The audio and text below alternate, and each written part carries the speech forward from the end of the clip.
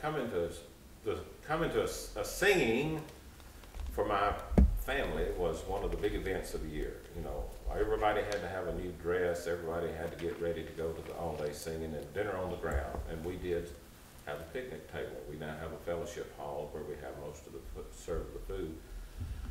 But people would come from all over the country to the singings, and so it was a big event. It goes way back before my active time. We had people like Hovey Lister and the Statesman Quartet. Then we had the Spear family, which I can remember, and then we still have members of the Spear family. Miss Rosanelle and her family still come to our singings here. But it was just such a impact. The music's always been a part of my life, our life.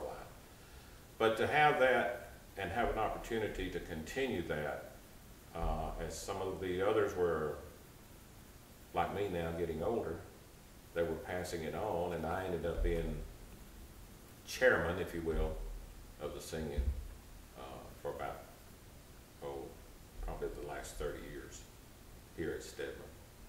So with the childhood, I guess it goes back to what the best example I can give you is it gets ingrained, or it's part of your soul, is that when we go to the Stewart House to sing on Sunday afternoon, the people down there, some of them are very alert, some of them are not very alert. We pass out song books and some of them never open a book.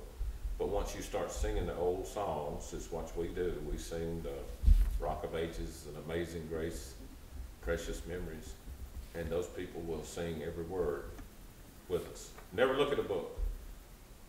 Some of them don't know where they are, but they know how to, but they'll sing those songs. So that's the best example I can tell you as far as having this ingrained in your being, in your soul. But that's the best example I can give to you about what this type of music does to a person and how it's just a part of you, a part of your being. And it's the way we were raised, I guess, is the best example. The one thing, I guess, it goes back, we've got a solid foundation and a legacy and a heritage in our music that has been around for a long, long, long time, and it stood the test of time. And that's why we are so passionate about it, if you will, and keeping it alive. And when you see this group of people get together and start singing, you'll see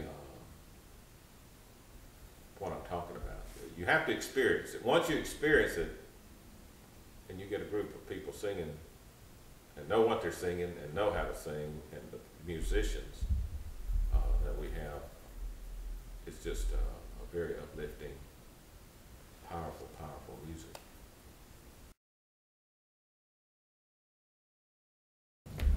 The singing schools go way back.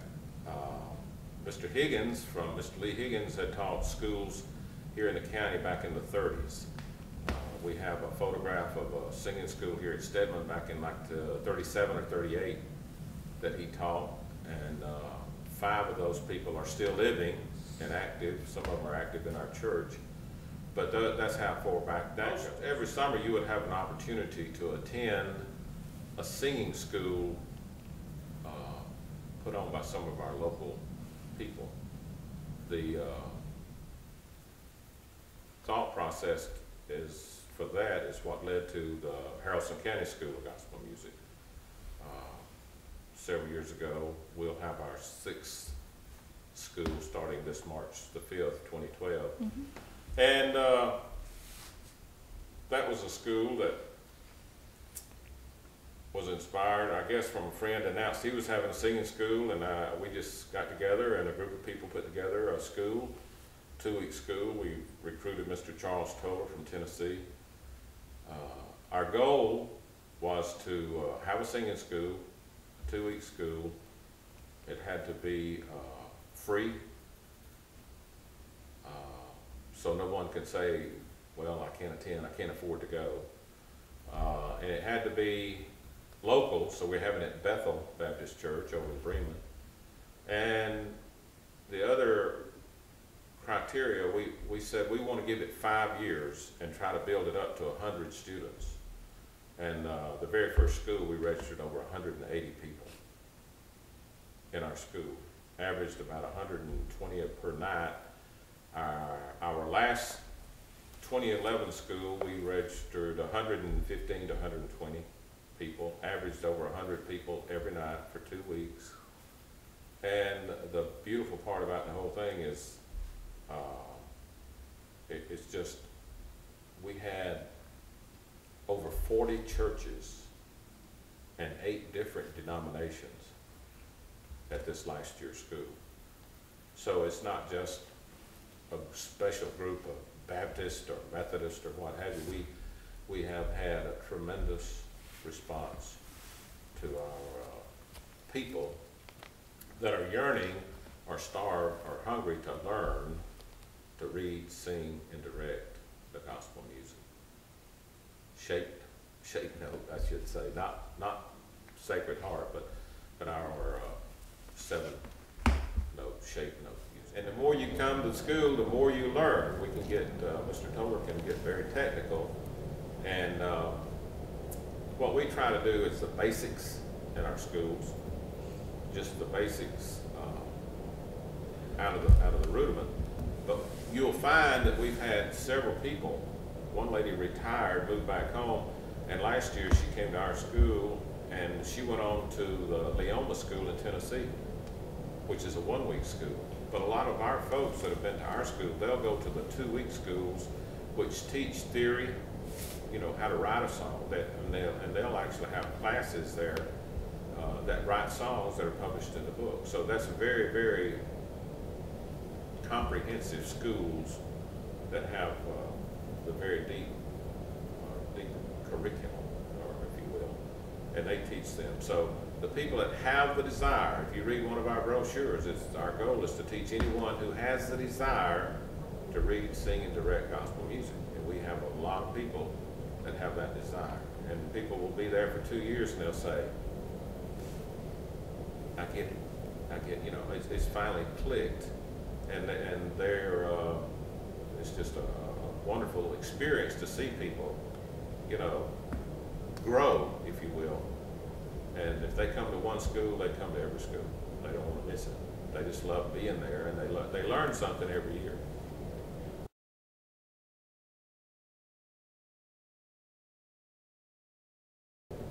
I would say most of the time, but we always try to have 2 pianos at a state or a national convention, at least 2.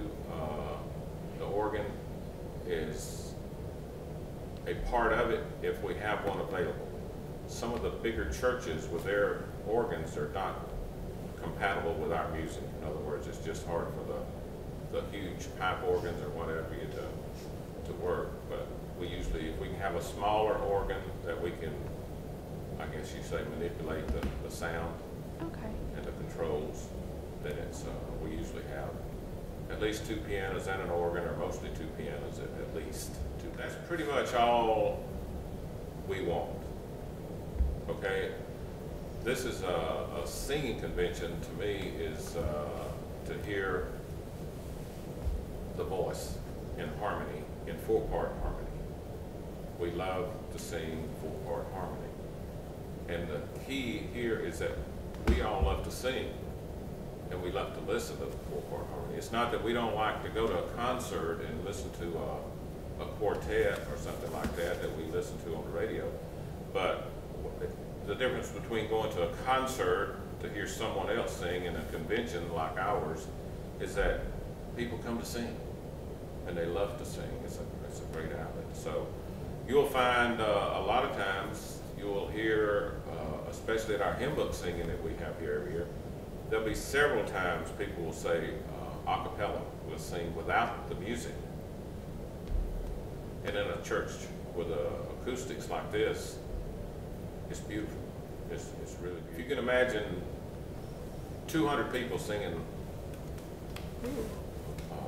one song a cappella, and it's the 4 parts, everybody singing all 4 parts, and the harmony is just amazing. It's beautiful. Nothing's more beautiful than the human voice. I quoted that from Charles Tiller.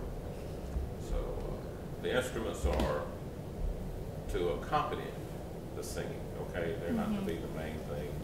It's the singing and the voices.